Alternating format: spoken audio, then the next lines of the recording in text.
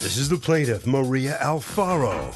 She says she brought her valuable jewelry into the defendant's shop for safekeeping, and when she went to retrieve it, the louse told her he'd already sold it. She can't believe the guy would do something like that to her, because he knew how important and sentimental the items were to her heart. She's suing for $850, the amount she's owed.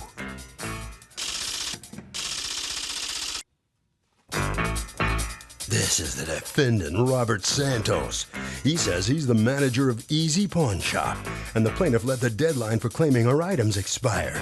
He sent her a notification of expiration, but she claims she never received it. Well, he's sorry, but he did everything by the book, and unfortunately, the lady is out of luck. He's accused of hawking a lady's treasures.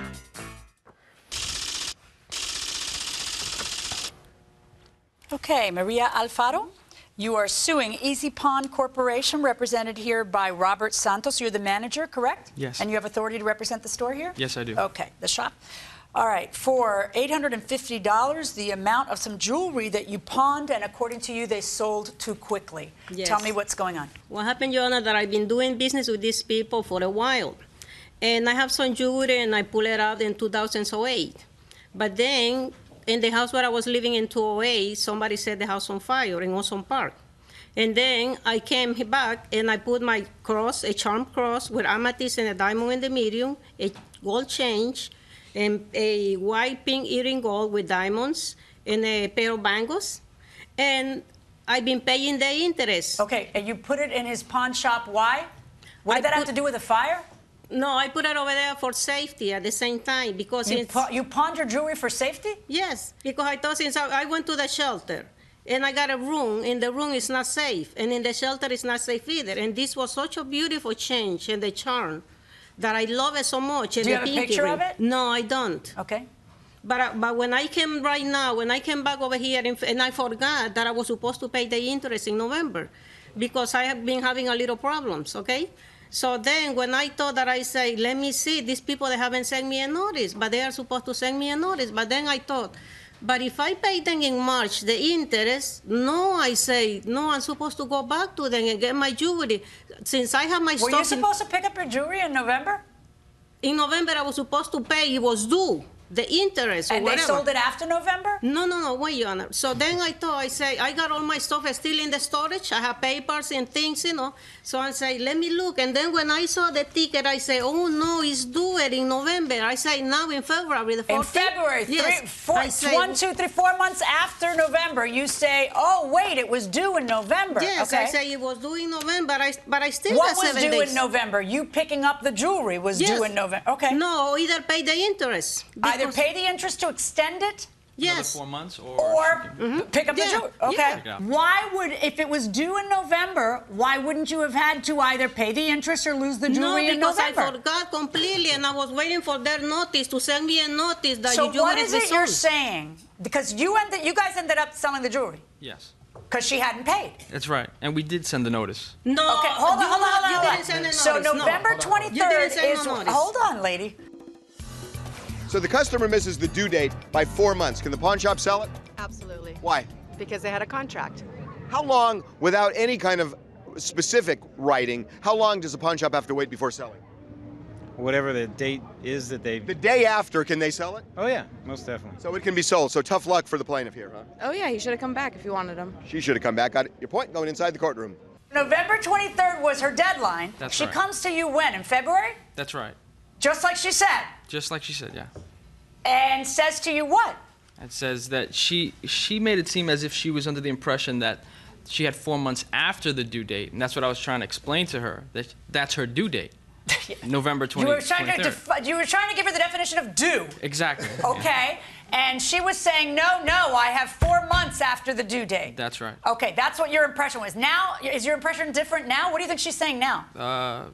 I think you didn't send her notice? Yeah. What is it you're saying? Why are you suing them if you missed the due date? No, Your Honor, I thought that they were going to send me a notice. They always send a notice. And look, they don't have a zip code over here in the receipt. So how am I going to get a notice if there is no zip code? Why don't you just pay attention?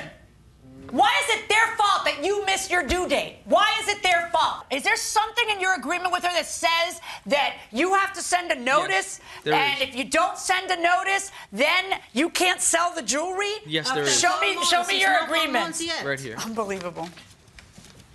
And did you send a notice? Yes, I did. Okay, and apparently that's not good enough? Let me see your notice.